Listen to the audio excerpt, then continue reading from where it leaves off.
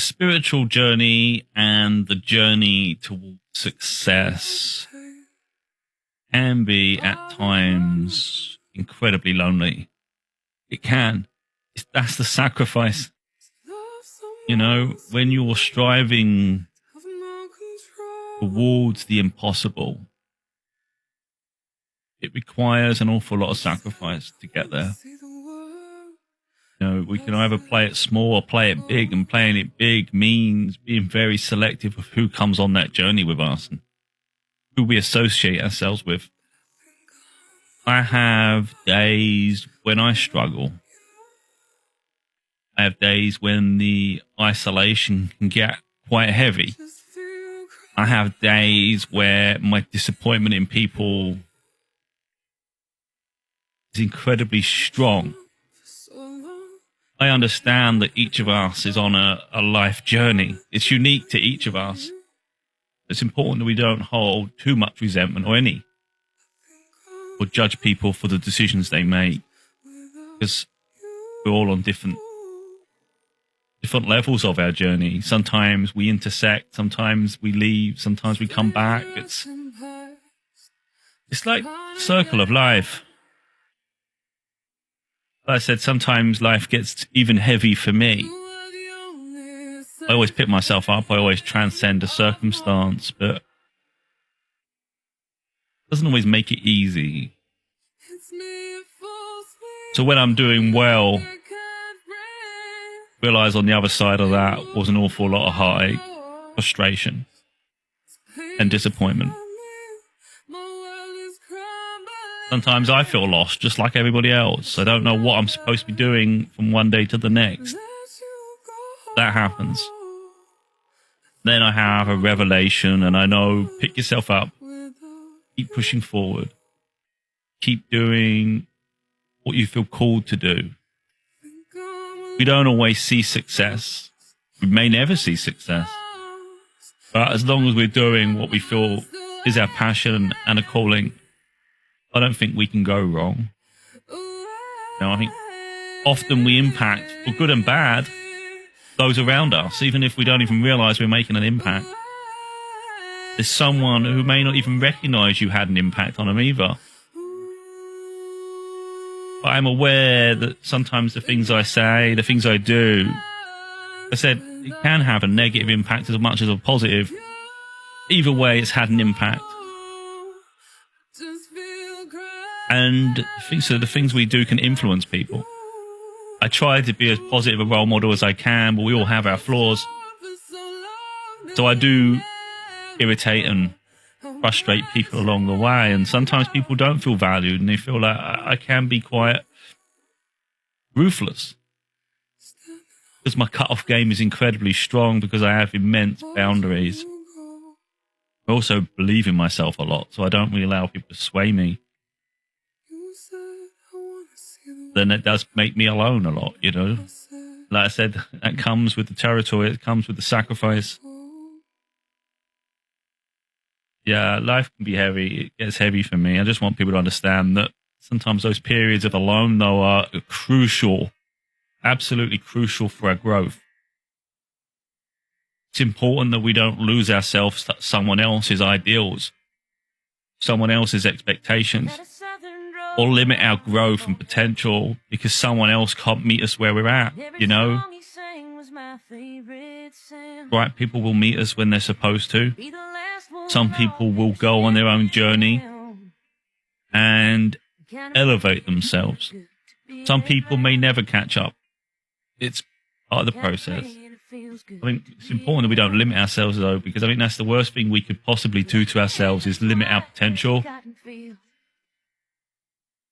I would rather be alone and succeed in doing the best I possibly can in this lifetime and surround myself with so many people and never achieving anything. You know, I would consider that a wasted life. It's like you can have fun, but I think have fun in moderation. I think we have to sort of prioritize a fulfillment. But yeah, each to their own. We all come here for different experiences.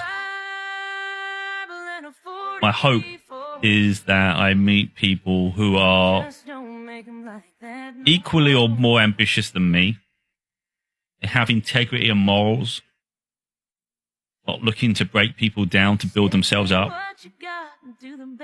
Inspire those around them. Be a role model to others. Have integrity. Without realizing it, when I look upon myself, qualities I desire in people is what I possess in myself. I am all of those things. I am unique amongst a civilization that's incredibly toxic. So I struggle to fit in and adapt. I get on very well in various social circles. If I meet people, I get on great with people. I refuse to limit myself to stay in those situations. So I always outgrow them.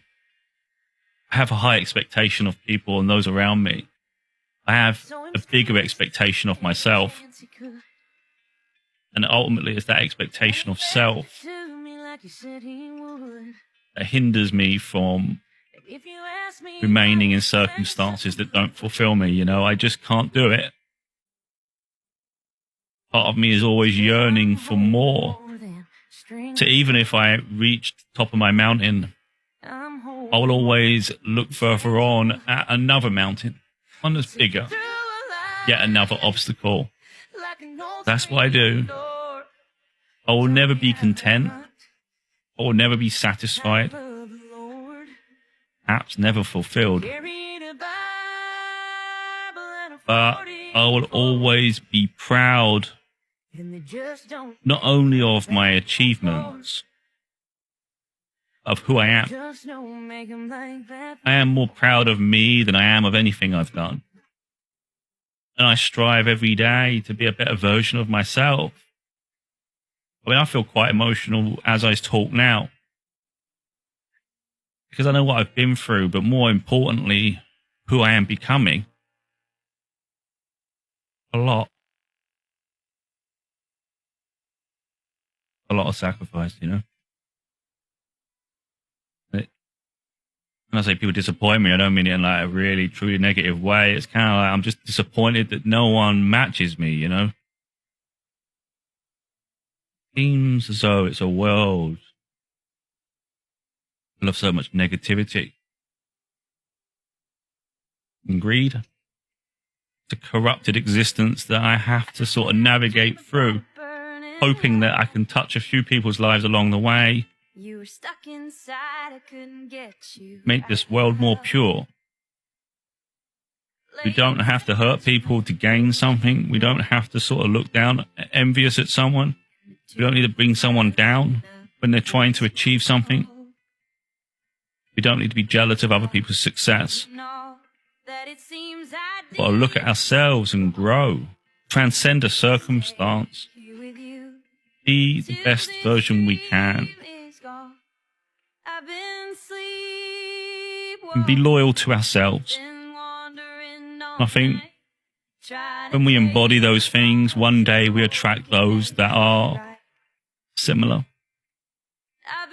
So where I'm alone often, because I haven't met those people yet, I push forward, hoping I meet my tribe, hoping I meet those people that are similar, you know. Part of me yearns for it, but another part worries that it doesn't exist. Take you back, but people don't ever change. Maybe I'm meant to do this alone, you know? I'd be the one thought you'd find. So I may end up helping many people. It's like a doctor said to me a long time ago when I was going through the separation from my daughter, who was helping me.